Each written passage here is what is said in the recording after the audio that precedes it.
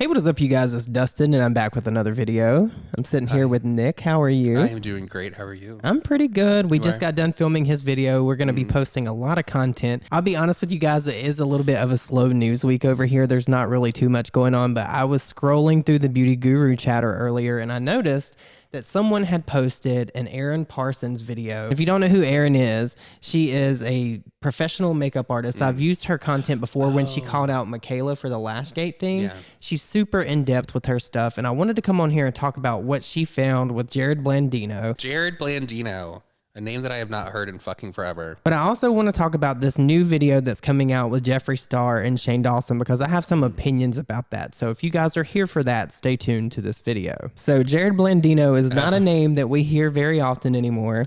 It's not really synonymous with anything good. I remember there was a whole bunch of drama with him back in the day with his sister. And if you remember John Cookian, he was a part of it. It was a lot going on. The Rich Lives Matter cake. Let's not forget the cake. The cake was bad. The and then there was some drama where Jackie Aina wouldn't address what he did with the cake. It was a whole thing. And for a while. She was probably under a contract. So she probably it was understandable for me. And we all remember how Too Faced treated Nikki Tutorials. Yeah. But you know what? In hindsight, maybe she deserved it because she still supports James Charles. That video's coming eventually. She did not deserve that. They did her so fucking dirty. It is very shady, though, that she's continuing to do her support dirty. James Charles in the way that she is, considering she knows everything. There's no way that Nikki Tutorials could say that she had no idea, like, what's going on.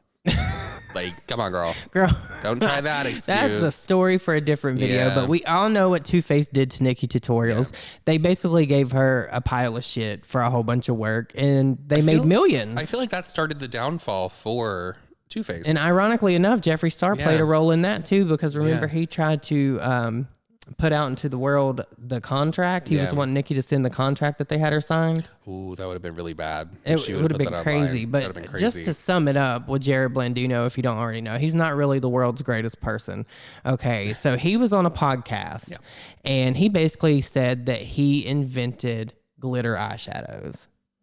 He invented it. This is akin to James Charles and that other person with the rainbow, thinking that they can make a claim and say that they invented it, girl. Yeah. Nobody invented the fucking rainbow. Yeah. And I know for a fact that Jerrod Blandino did not make glitter shadows first. Yeah. There's just no way. And that's what Erin posted a video about, and she gave a little bit of background on where glitter shadow came from and when it started becoming popular. So I wanted to share that with you guys. So check this out. I got craft glitter from the store, and I created what turned out to be the first glitter eyeshadow, and we created Too Faced through that experience. I just question in my mind that this was the first ever glitter eyeshadow. I've done some research, and Robert, I may have the answer for you. This is the owner and creator of Too Faced Cosmetics, Jerrod Blandino, and he does claim he invented glitter eyeshadow. There are a few articles out there talking about the process of how he invented this. He talks about the very first glitter eyeshadow that he launched. That eyeshadow was called Ooh and Ah. Of course, I have Ooh and Ah eyeshadow, and I have the really old packaging. Now, I'm going to show you a swatch of this so you can see how much it sparkles. Now, Too Faced launched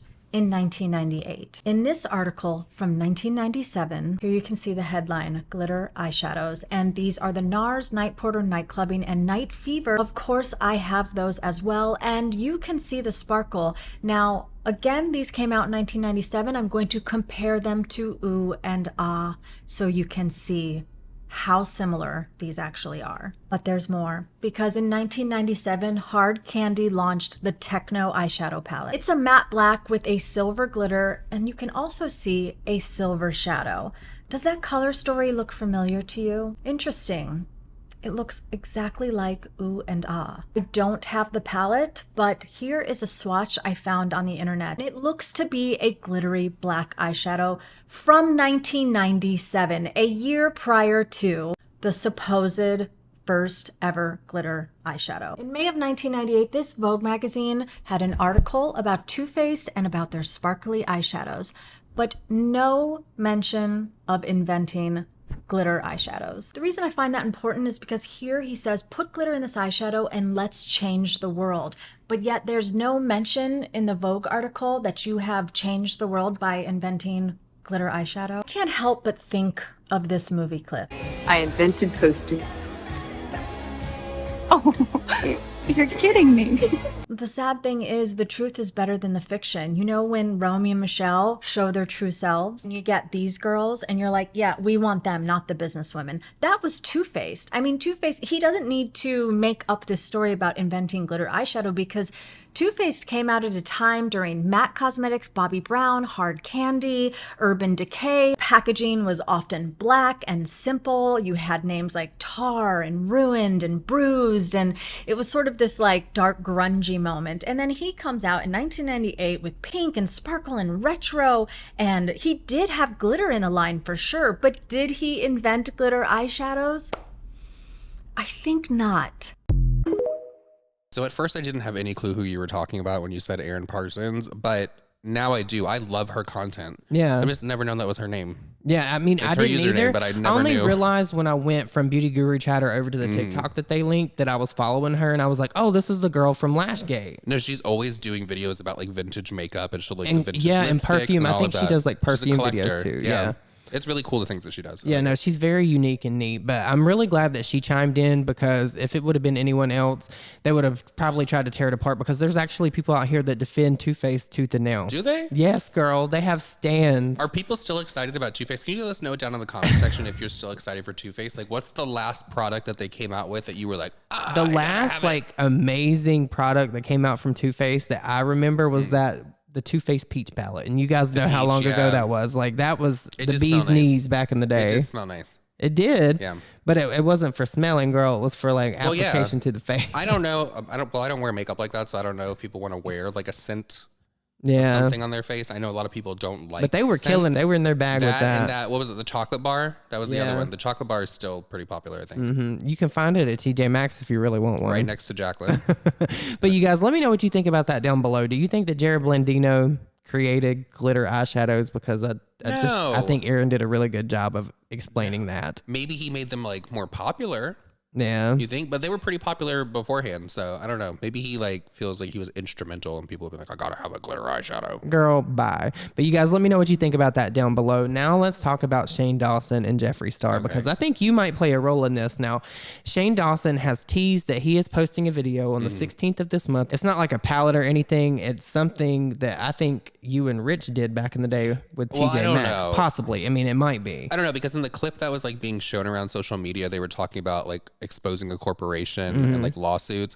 I know that back then it was like a TJ Maxx thing where I'm not going to say like what the fuck it was, but well, no, I will. It was literally just we went in there and we bought makeup and we took it out of the store and then we like drew like a little circle on it or something to see if they put it back. Returned it the next day. My friend Kim was helping us with this. Returned it the next day and they put it right back on the shelf. And this was stuff that was like swatched.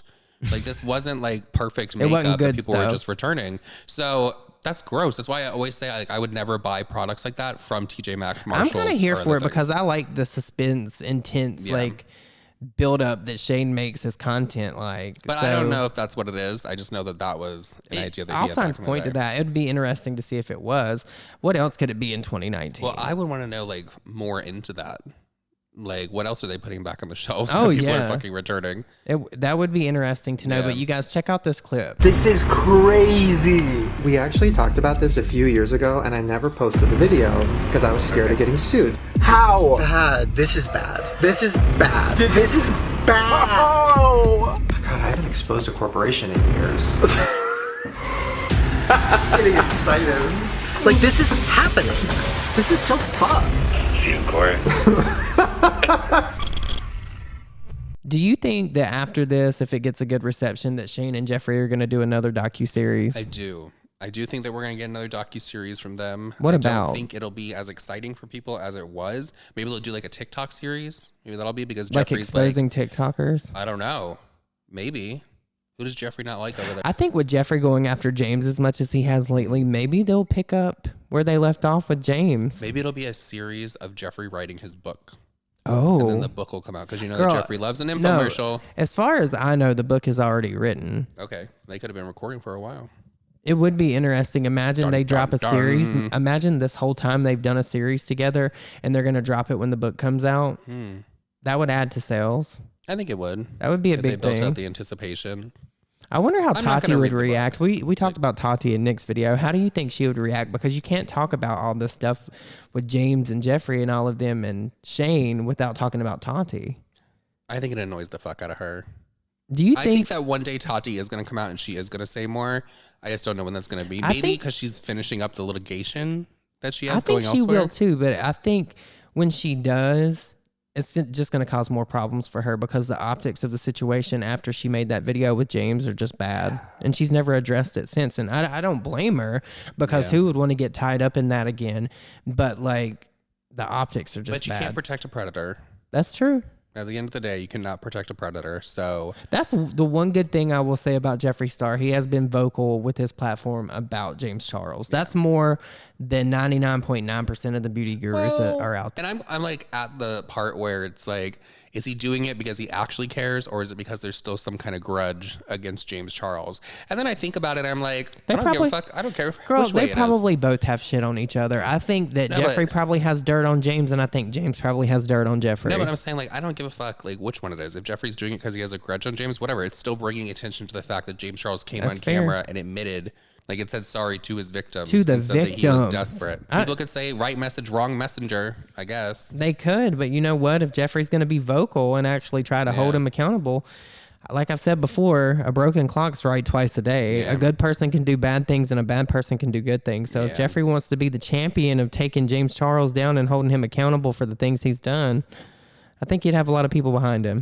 Ooh. But you guys, let me know what your thoughts and opinions are on this down below. What do you think about this whole teaser that Shane posted on his Instagram stories? Are you guys going to be watching it? I'm going to watch it. I think it'll be fun to watch. I want to know what he's going to expose now that we didn't know in 2019. I don't know the last Shane Dawson video that I've tuned into. Me either, girl. Years. I think the last one that I watched was actually his Water Talk video, and that was just because that was the same time I was getting into Water Talk. Yeah, that's a craze that went away.